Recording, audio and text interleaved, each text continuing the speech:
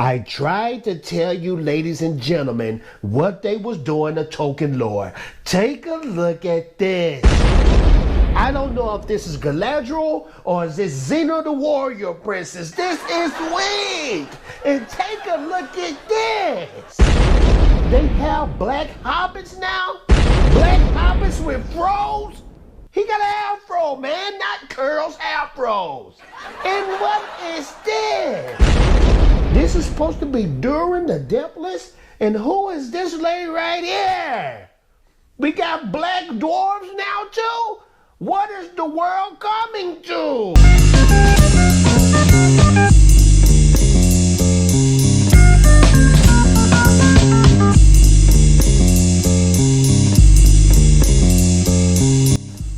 What up, YouTube? It's your boy Beta J, back like I left something, and I'm glad you're here. Yes, I'm glad you're here, and this is it.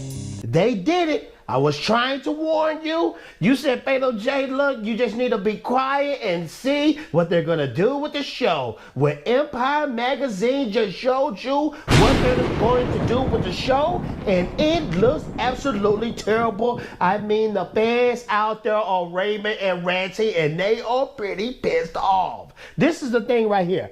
I'm going to read the tweets from the social media when they dropped it on Twitter. I'm going to prove to you the people hate it. You hate it. Amazon, where is this money going to, man? Because it's surely not going into the graphics and to the Tolkien look, and you going by the book. You're going by your own thoughts and what's going down in modern era. Oh, man. I'm about to get into it. Before I get into it, make sure to like, make sure to subscribe. Make sure to hit that notification bell, because when you hit that notification bell, say it with me, ladies and gentlemen, it makes me feel oh so good and oh so swell, yeah. Also, if you want to help me out during this video for ranting and going up on Amazon Studios for ruining Tolkien Middle-earth lore, then please, right by the like and dislike button, make sure to hit that super thanks button. When you hit that super thanks button, just $2. A $2 donation to this video will help me greatly, because what that does, it puts more money back into the channel where I get better equipment and I can make a better fool of myself for you. It's pure entertainment. That's what we do. And I'm going to show you what's bad entertainment with this Lord of the Rings Empire magazine. They dropped it 2 days ago. Thanks to the Dark Council producer, Lorena Creole, for pointing this out to me, because she knows I'm a hardcore Middle-earth Tolkien fan of the books. I've read all the books. Yes, I have read all the books. I picked up The Hobbit when I was a little boy. I was in the 4th grade. The book blew me away. I was deep into that book. Read it in 2 days. I loved it so much. It is a very great, creative, detailed book. And Lord of the Rings trilogy by Tolkien took it to the next level. People don't understand. There's people out there that say, well, this is just a new look for Amazon. No, you don't understand why people are pissed. These books have took us literally to Middle Earth. We was there. We was literally there when we read the books. We was in there. And you have people who look at the movies with Peter Jackson.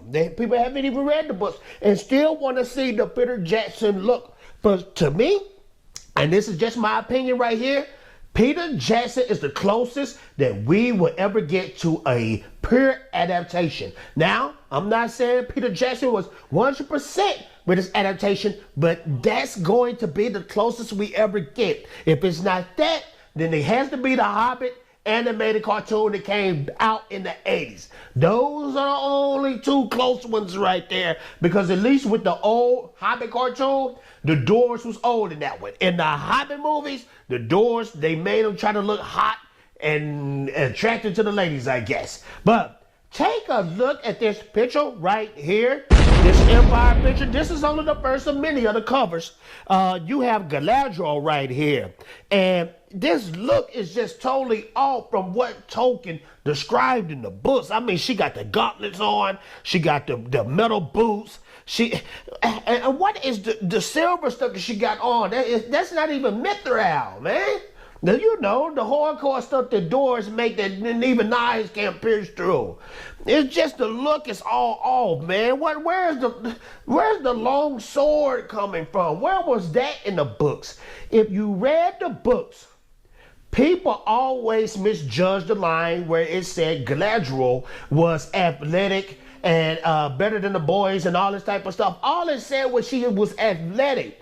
The books never did say she was a warrior. You're taking one little script, one little piece out of the lore, and you're twisting it to your own design, and it's going to backfire. This is going to be the biggest backfire that people have seen from a franchise in a long time, I promise you. And the reason behind that is because the Lord of the Rings Tolkien fans have been existing ever since the 60s and the 70s.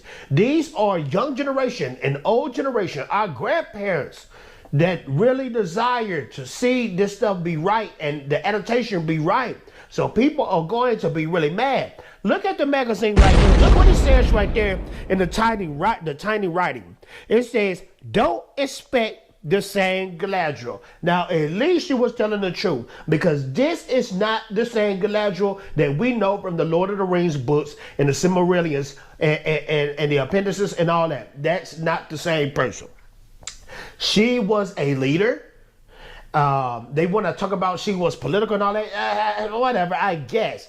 But she was definitely a leader of a people. But it never said that she seen war. Never said that in the books. It only spoke about her travels and that she was definitely a leader, but it never said anything that she was a warrior. If you make her a warrior, which I see on this cover, you're going to destroy the franchise, and a lot of people are going to be mad, and all those billions that you spent on this show is going to be a waste. This is going to be a big ball dropper, and I know something is not right with you, Amazon, because the only thing that we seen was that teaser trailer from the Super Bowl that was all the way back in February. Let's take a look at this next cover right here, man.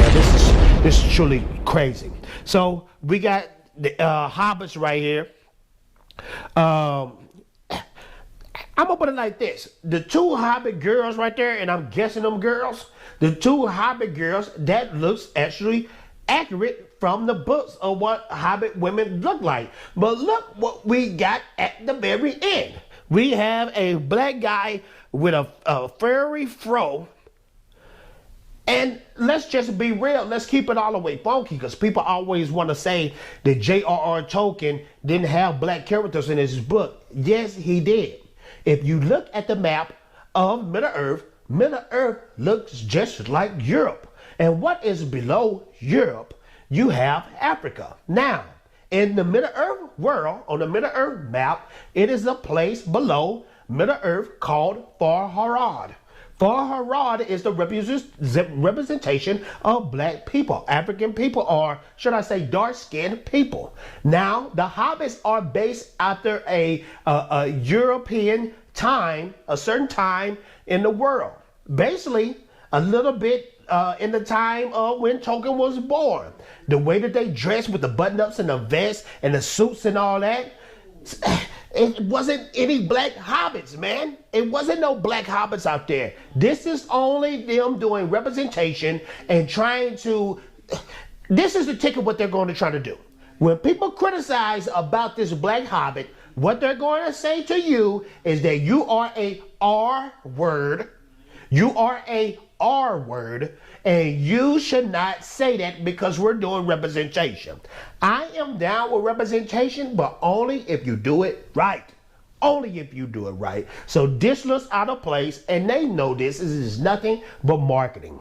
It says in the little small writing, we're traditional Tolkien, this little guy. Bull crap. Let's go to the next one. Right here, man. This is crazy. This is crazy, man. The little writing on the side that says the doors, Khazad-dûm is unlike anything we've seen before. Yes, exactly, it is unlike anything we've seen before. This dude right here, he's supposed to be one of the Durins. You know, the Durins, it's pretty much the dwarf kings. And it's a long line of them. That's supposed to be one of the Durins, but I think he's going to be made up Durin. And this right here, I don't even know what that is, man. We got a black dwarf, Deeza. That her name is Deeza. Now it's mighty funny that they took Thorn Oakenshield's sister name, Deez, and came up with this person right here, Deeza. Deez, Tolkien's Thorn Oakenshield's sister, was the only dwarf that was named in the Tolkien books. So it's mighty funny how they flipped that right there. But to me, this is terrible, man. And I feel bad for the black actors and the black actresses because they're going to be ridiculed. You know, it's not their fault. They're just picking a role. But they're going to be ridiculed because these producers, these writers, these showrunners do not know what to do because they want to change lore and put their own agenda into it. Now, real quick, let's look at some people that commented on the post and they had some things to say. We're going to read it real quick. This is what some of the people said.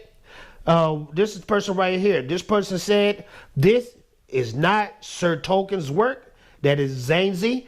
And we have Stranger H, horrible. Just plain horrible and a disrespect to Tolkien.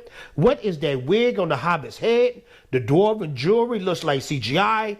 Even the Hobbit movies look better than this. This sucks, plain and simple. We got Random 6 that said, there is no bit of Lord of the Rings on this cover.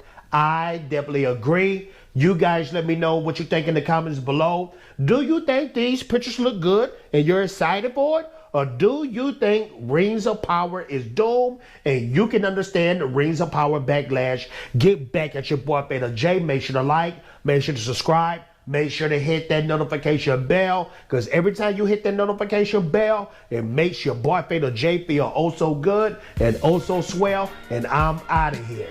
Ninja Danny.